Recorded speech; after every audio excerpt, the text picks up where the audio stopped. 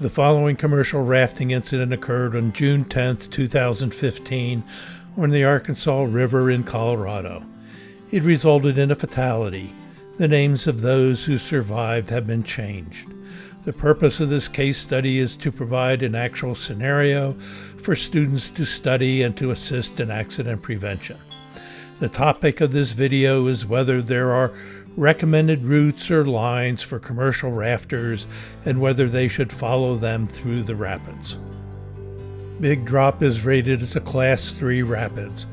Technically, it is not a difficult rapids as long as you are in the right place. This drone video was shot on June 29, 2015. The flow is close to the flow on the day of the incident. At the top of the rapids are two hydraulics with large breaking waves caused by the drop. Above 2,000 CFS, and as reported in the Ranger's incident report, the normal route or line through the rapids is river right. As water levels increase, the breaking waves become more powerful and the river right line opens up. From there, the boater works their way across the current to river left, which lines the boat up for the inside of the next bend. Looking downstream, the route is clear.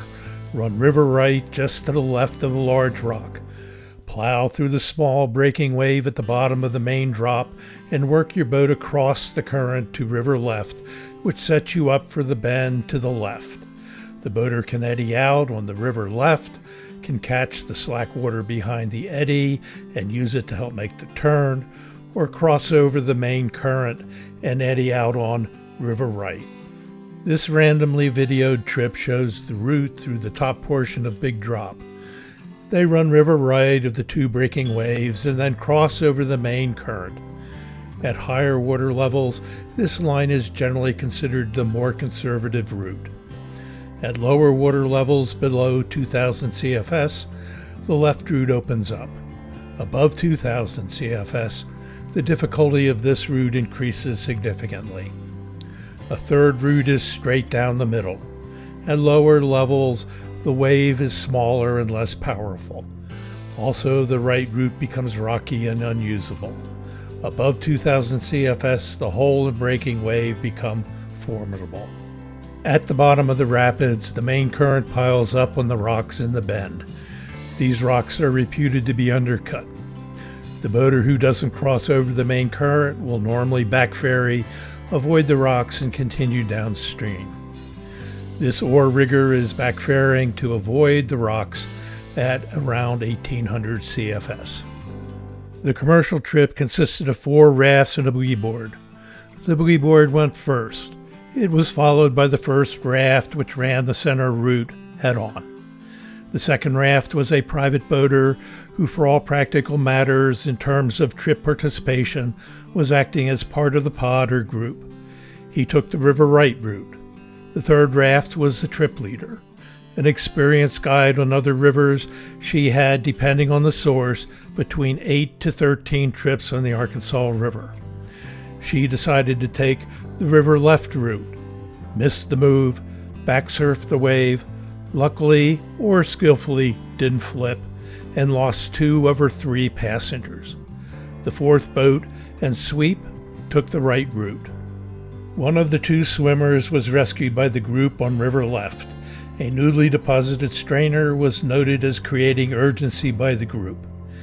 The second swimmer, a 4'10" tall 11-year-old youth, went unnoticed and was flushed by the main current into the rocks on the bend, where he became entrapped and drowned. The throw bag on the rock marks the location of the body recovery and the site of entrapment. It is unlikely that the fatality was a traditional foot entrapment. At low water, the river bottom is gravel. Adding the water line from the day of the incident suggests at least a 6-foot water depth.